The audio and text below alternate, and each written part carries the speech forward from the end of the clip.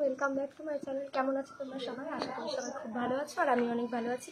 তো আজকে চলে আসলাম আরেকটা শপিং ব্লগ নিয়ে। তো এখন দেখো আমরা রেডি হয়ে গেছি সবাই মিলে ফুল ফ্যামিলি। এখন যাচ্ছি চাঁদপাড়া মার্কেটে, একটু যা কেনাকাটা আরও বাকি আছে সেগুলো তোমাদের সাথে শেয়ার করবো। আর আমাদেরকে তো কিনতেই হবে এখন, তো কী কী করছি না করছি, কী কিনছি না কিনছি সবটাই তোমাদের সাথে শেয়ার করবো। তো ভিডিওটা প্লিজ স্কিপ করো না, দেখতে থাকো। পুলিশ না দেখ রাস্তা অব্দি আসছে, আয় যায় না ওদিকে নোংরা। সে দাদা এখনো আসলো না, একটু মাথা গরম হয়ে গেছি, ঘুম পাচ্ছে আমার সকাল সকাল। মাথা তুই বল, বাজারের তো আসতে কারণ এত টাইম লাগে? লাগে হয়তো কিছু করছে। এই কি রে, লঙ্কা খাচ্ছিস? ধর একটু কোলে নি। হ্যাঁ শোনা বলছে কি এখানে এত রোদ্দুর কেন? আমি বলছি কালে তো ডিম বাজে, কালে তো ডিম বাজে কড়াই করে রোদ্দুর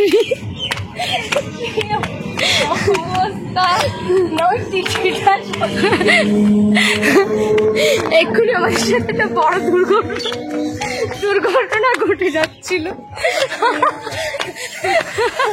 ও বাবা, টিটির সামনে হা করে দাঁড়ায় রয়েছে, টিটি ওদিকে হা করে দাঁড়ায় রয়েছে, দৌড়লি ভালো। আমি কি চিনি?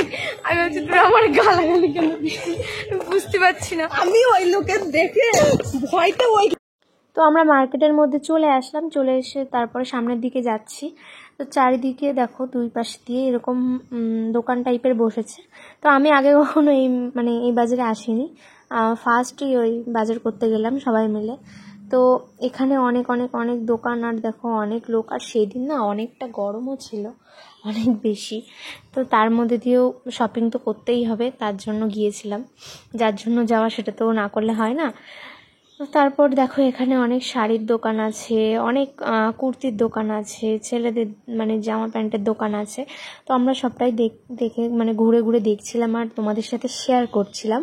তো তারপর সামনের দিকে আমরা চলে গেলাম আমাদের যা যা দরকার সেগুলো দেখার জন্য। তো এই দেখো দুই সাইড দিয়ে এরকম বাচ্চাদেরও জামার দোকান আছে। তারপর সব কিছুই এই বাজারে পাওয়া যায় আর কি, যেটা গিয়ে বুঝলাম আর কি। তো এখানে সামনেও অনেক শাড়ির দোকান আছে। তো আমরা আমরা যে শাড়ি কিনতে গেছিলাম, তো সেই সব দোকানগুলো একটু ঘুরে ঘুরে দেখছিলাম আর কি, কোথায় কীরকম ভালো ভালো কালেকশান আছে। তো এখানে দেখো পর্দার দোকান ছিল, আর মা আর বোন সামনের দিকে দেখছিল, বোনের জন্যও শাড়ি নিতে হবে। তো ও দেখাচ্ছিল কীরকম ধরনের শাড়ি নেবে। তো এখানে প্রাইসটা না অনেকটা বেশি বলছিল মনে হচ্ছিল। তো এখানে তোমাদের গেলে একটু বার্গেনিং করে তো নিতেই হবে, না হলে তোমরা ঠকে যাবে আর কি। তো তারপর আর একটা দোকান আছে, দোকানে গেছিলাম আর কি। এখানে তো অনেক দোকান আর কি। তো এখানে ঘুরে ঘুরে দেখছিলাম, এই বোনও শাড়ি নেবে। তো এরা দেখছিল এদের কীরকম কি পছন্দ, সেই অনুযায়ী ওরা দেখতে চাইছিল আর কি। সব প্রথম দিকে একটু পছন্দ হচ্ছিল না, তারপরে আস্তে আস্তে ঘুরে ঘুরে পছন্দ হয়ে গেছিলো। তো দেখো এখানেও অনেক ধরনের শাড়ি আছে। আর পাশে এই দেখো, পাশে এটা লেহেঙ্গার দোকান একটা, এখানেও ভালো ভালো লেহেঙ্গার কালেকশন আছে। তো তোমরা গিয়ে একবার চেক করতে পারো।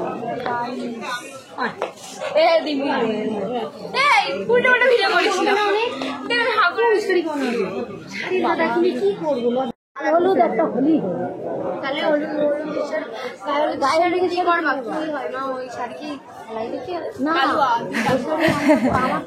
এর ভাব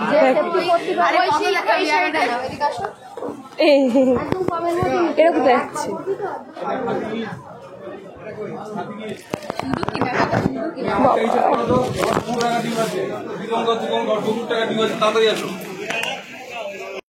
তো তারপর দেখা হচ্ছিল আমার জন্য গায়ে হলুদের শাড়ি, আমরা সবাই মিলে দেখতে চলে গেছিলাম। দেখো একটা শাড়ি সব কতজন মিলে দেখছি।